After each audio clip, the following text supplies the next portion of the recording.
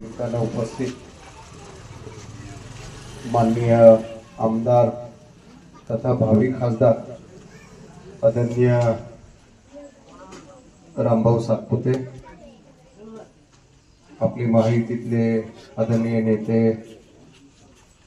उमेश दादा, उपस्थित सर्वच गावातील एवढं रखरखत ऊन असताना सुद्धा उमेदवाराची वाट पाहत थांबलेले सर्व माझे कार्यकर्ते बंधू भगिनींना, ही निवडणूक हे खूप महत्वाची निवडणूक आहे. आपल्या देशाला जगामध्ये महासत्ता बनवण्याच्या दृष्टीनं पाऊल टाकणारी ही निवडणूक आहे. या देशाचे पंतप्रधान नरेंद्र मोदी तिसऱ्यांदा होणार आहेत का, तर ती काळ्या दगडावरली भगवी रेघ आहे की ते पंतप्रधान होणारच आहेत, याबद्दल मला काही शंका नाही.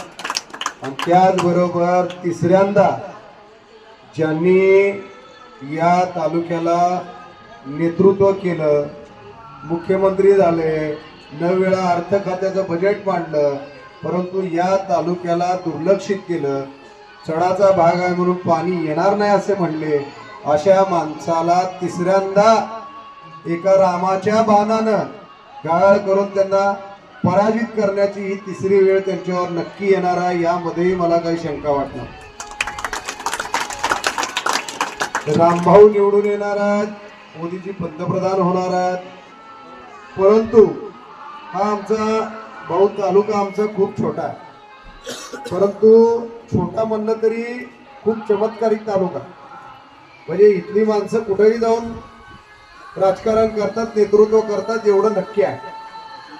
आणि जागरूक शेतकरी सुद्धा या ठिकाणी. इथल्या शेतकऱ्याला दिवसाची लाईट आणि पाणी मिळालं तर हे शेतकरी स्वतःच्या श्रमातून खूप कष्ट करणारा हे गाव सुद्धा कांदा उत्पादन करण्यामध्ये, टमाटा उत्पादन करण्यामध्ये या गावाचा हात या तालुक्यात कोणी पकडत नाही. परंतु शेतकऱ्यांच्या ज्या समस्या आहेत, ज्या भावना आहेत, ज्या सरकार म्हणून तुम्ही विधानसभेमध्ये म्हणा किंवा लोकसभेमध्ये सोडवू शकता, ती आशा पण अपेक्षा पण मोदी सरकारकडूनच आहे आणि भारतीय जनता पार्टी व महायुतीकडूनच आहे. कारण त्यांना माहिती आहे बाबळीच्या झाडाला अनेक वर्ष यांनी दगड मारली, त्याच्यातून काटेच पदरात पडलेले आहेत. त्यांना आता आंब्याचं झाड सापडले. मला वाटतं एक रामासारखा उमेदवार आपल्याला या ठिकाणी मिळाला आणि त्यांना आता आपलं काम आहे. या गावामध्ये खंदारी साहेबांना सुद्धा खूप या गावाने प्रेम केलं. एक सर्वसामान्य कुटुंबातला एक मातंग समाजाचा साधा कार्यकर्ता, परंतु 17 वर्ष आज या ठिकाणी नेतृत्व केलं महाशक्तीच्या विरोधात. एक आता सांगितलं आमच्या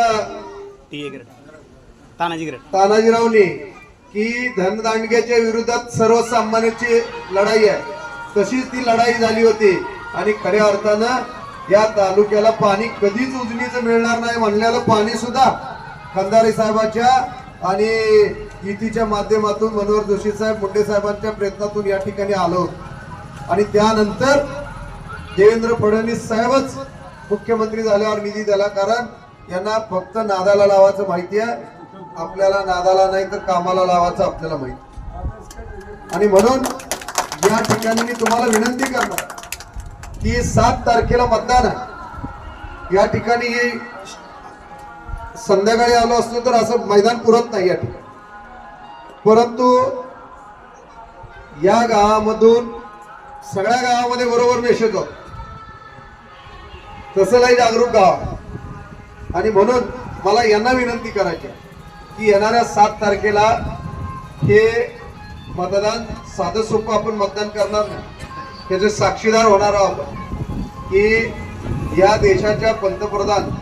तर मला सांगा, आज एवढे विरोधक ओरडतात, कुणाचं एकमत आपल्याला तरी चेहरा आठवतो का? मोदी साहेबांना आपण समजू की 1 मिनिट पंतप्रधान नाही करायचं, नाव तरी सांगा समोरच्यानी कुणाला करायचं. ते सुद्धा म्हणतील नको कोण मोदी शेवटी बरा आहे. समोर येऊन वेगळं बोलतात, परंतु मोदींशिवाय पर्याय नाही. इथे अनेक नेते छोटे छोटे नाव ठेवतात, परंतु मोदी साहेबांनी 12,000 दिलेले मात्र पटकन घेतात. खात्यावर त्यांच्याही पैसे जातात. ते म्हणतात काम मोदींचं चांगलं आहे, बसल्यावर सांगतात माझ्यापाशी. फक्त धाडस एवढं नाही की माणसात सांगा, अरे चांगलं केलं तर त्याचं चांगलं सांगा. आम्ही चुकलो असेल तर आम्ही चुका पदरात घेऊ आणि त्या दुरुस्त करण्याचा प्रयत्न नक्की आम्ही करतो. आम्ही याच गावातले वाढलेले खेळलेली मुलं, याच तालुक्यातल्या, काय एक इलेक्शनला मतं मागून कुठं दुसरीकडे निघून जायचं. अरे इलेक्शनचा दर 5 वर्षाला वेगवेगळे इलेक्शन येतात, परंतु आपल्याला परिवर्तन काय आहे ते मागच्या 10 वर्षापासून दिसायला लागलंय. नाहीतर या देशामध्ये आपण उठल्या झोपेतून उठल्या रामराम म्हणणारी मंडळी, राम मनाची भीती या मागच्या काळामध्ये झाली होती. परंतु आता मोदी साहेब पंतप्रधान झाल्यापासून जय श्रीरामचा नारा हा देशभरात नाही जगभरात दिला जातो. आणि हेच तर कर्तृत्व आहे. आणि आपण कुणाला आठवतो ज्यावेळेस आपल्यावर महाप्रसंग येतो, त्यावेळेस आपल्याला कोण आठवतो? तो देव आठवतो. आपल्याला डोळे झाकल्यावर आपण म्हणतो प्रभू रामा जरा आम्हाला यातून मार्ग काढून दाखव. आणि त्यातनं मार्ग काढण्यासाठी त्या रूपाने माणसं या ठिकाणी काम करतायत. 370 सारखं कलम हटवलं. शेतकऱ्यांना वर्षातून 3 वेळा राज्य सरकारचे पैसे, केंद्र सरकारचे पैसे येतात. ज्याला घर नाही त्याला 100% घर, म्हणजे अंत्योदयपर्यंत काम करण्याचा. ज्याला पाणी पाहिजे त्याला हर घर जल, घराच्या प्रत्येक जिथं उंबरठा आहे तिथं पाणी, नळाचं कनेक्शन देण्याचं काम या ठिकाणी कालच्या भाषणामध्ये सुद्धा मोदी साहेबांनी घोषणा केली. अतिशय समर्पक भावनेनं केलं. अहो हे तरी मान्य कराल का नाही काँग्रेसवाले?